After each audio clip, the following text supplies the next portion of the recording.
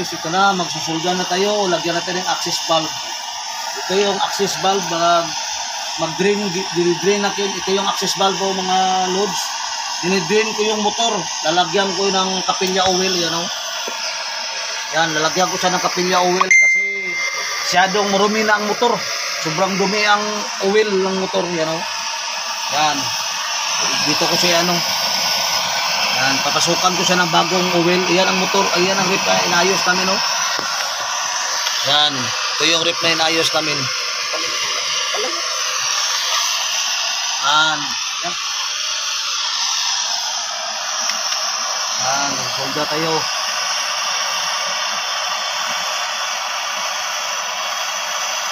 Yan, ito na. Ito na guys, yung motor na ayusin natin, ilalagyan natin ng access valve, yan o. Access valve. Ano natin yan, sipsipan natin yan kasi para makakuha yung matatanggal yung mga mga dumi dito sa motor. Ito na ang mag-vacuum sa kanya para maalis yung lahat na dumi sa loob. Maalis siya bago natin papalitan ng kapilya oil na bago. Yan o. Ito yung oil. Yan, ang gagawin natin mga loads, lagyan natin siya, ganyan natin siya, oh. Yan, lagyan muna natin siya dyan. Yan, para matanggal yung dumi. Yan ha. Yan na, talang ha.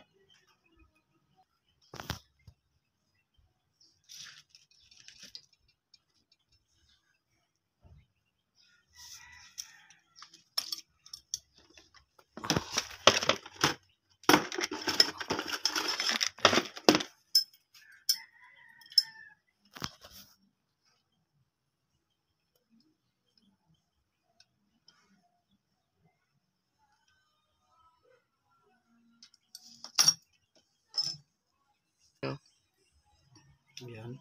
Lagyan muna natin siya dito ng yan. Lagyan muna natin siya ng guys. Yan, lagyan na natin. Ngayon, itap natin itong pula ito sa kabila. Yan, diyon papaandarin natin. Ito. Tapos yung wire ito para masaksak natin sa kuryente. Yan o. Yan mga loads yan. Ito. Kukuha tayo kasi wala siyang relay. Wala siyang relay. Overload lang. Ito yung relay. Kukuha tayo ng relay. Yan. Ang gamit natin. Ito yung relay. Lalagay natin yan. Lagay natin dyan ang relay. Yan. Yan, dito natin ilagay. Yan, nalagay natin yung relay dyan. Tapos, paandarin para aandar itong motor. Andar ito, tapos sipsipin yung mga dumi dito sa yung kabilang motor. Sipsipin niya yung mga dumi. Yan na. O, papaandarin na natin.